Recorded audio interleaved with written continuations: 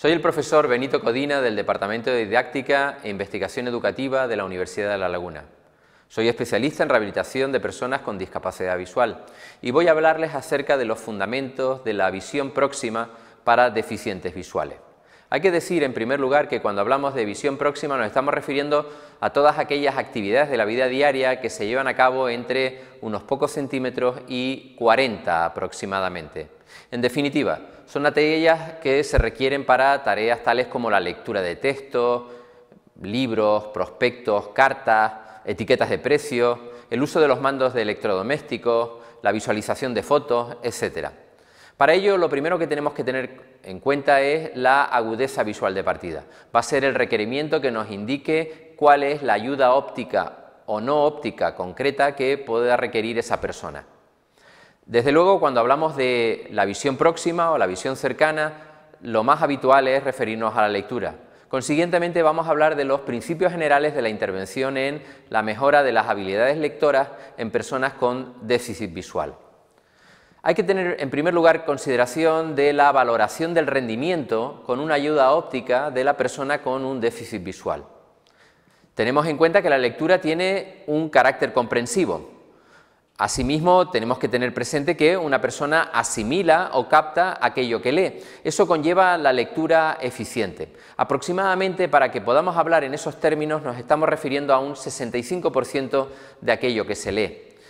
Esa comprensión tiene básicamente que ver con tres cosas. En primer lugar, con las habilidades específicas de la persona, esa capacidad comprensiva, con sus niveles de desarrollo cognitivo y también, evidentemente, perceptivo, y, por último, con la familiaridad con el contenido del texto, así con la motivación.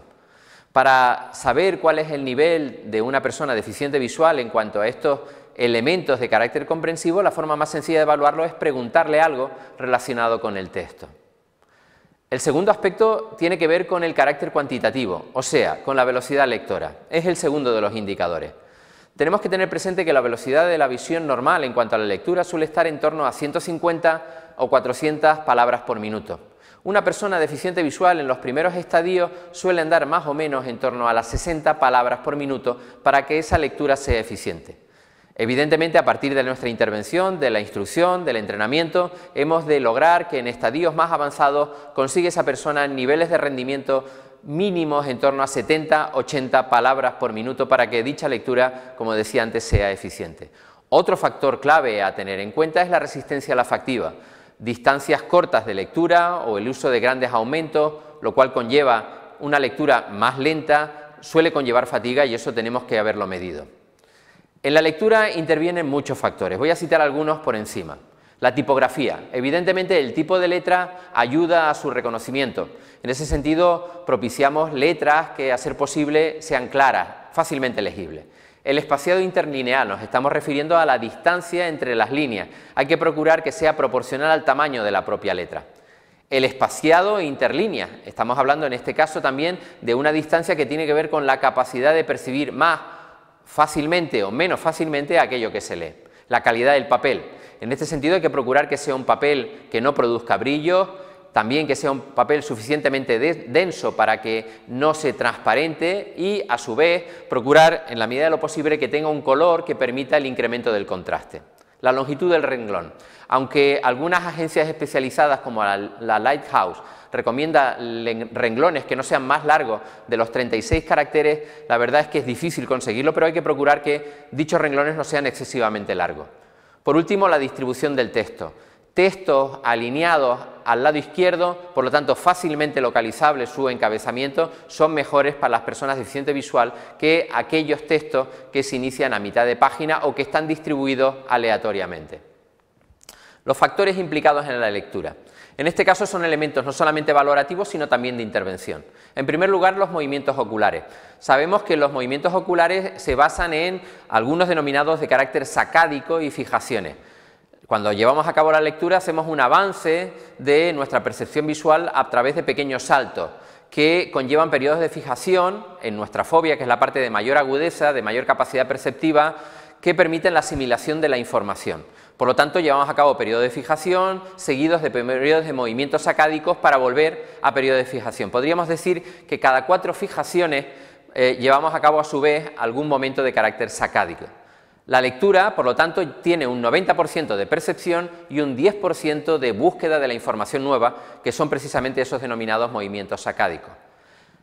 Como contrapartida tenemos las alteraciones de los movimientos oculares. Algunas personas con deficiencia visual presentan movimientos incontrolados de los ojos, denominados nistagmos, que tienen como consecuencia un mayor cansancio al leer, menor comprensión del texto, que nos requiere que sepamos dónde esos ojos se bloquean para adoptar esa posición y por lo tanto obtener una mejor y mayor fijación.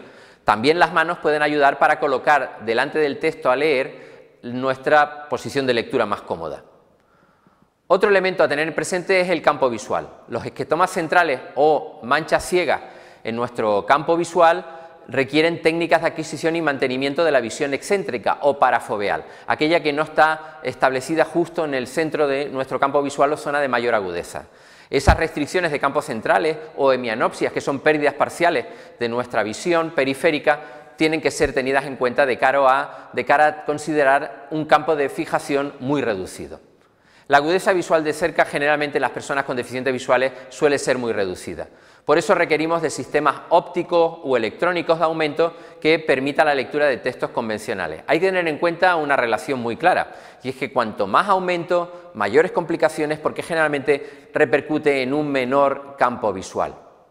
La sensibilidad al contraste es otro elemento a tener presente tanto en la evaluación como en la intervención. Hay patologías visuales con poca sensibilidad al contraste.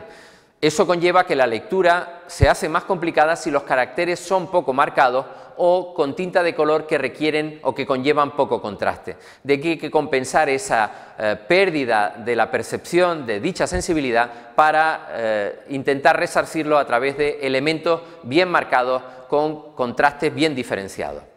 El cambio de renglón es otra habilidad que es importantísimo de cara a la lectura de las personas deficientes visuales.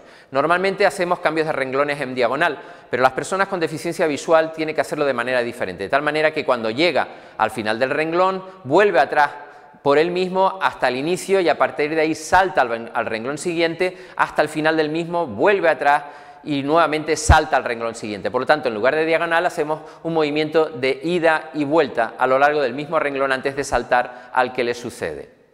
La sensibilidad a la luz también es un elemento que hay que tener presente. La incidencia de la intensidad luminosa, si es superior a la soportable, suele conllevar problemas perceptivos. Eso depende fundamentalmente del brillo, del tamaño, del texto a leer, de la posición en que tenemos la iluminación, del contraste de brillo y del tiempo que vamos a tener para poder llevar a cabo esa lectura. Esas son variables que nos van a tener que condicionar el tipo de iluminación que les recomendamos. Desde luego, los deslumbramientos que nos podemos encontrar son de dos tipos, o bien los directos o molestos, que son altamente incapacitables e irreversibles, y en este caso hay que intentarlos evitar, y los indirectos o reflejados que se producen sobre un texto.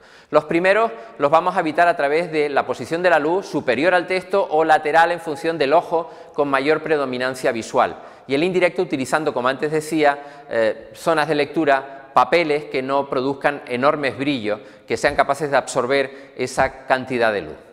Muchísimas gracias. Esta ha sido la introducción sobre los fundamentos de la visión próxima en personas con discapacidad visual.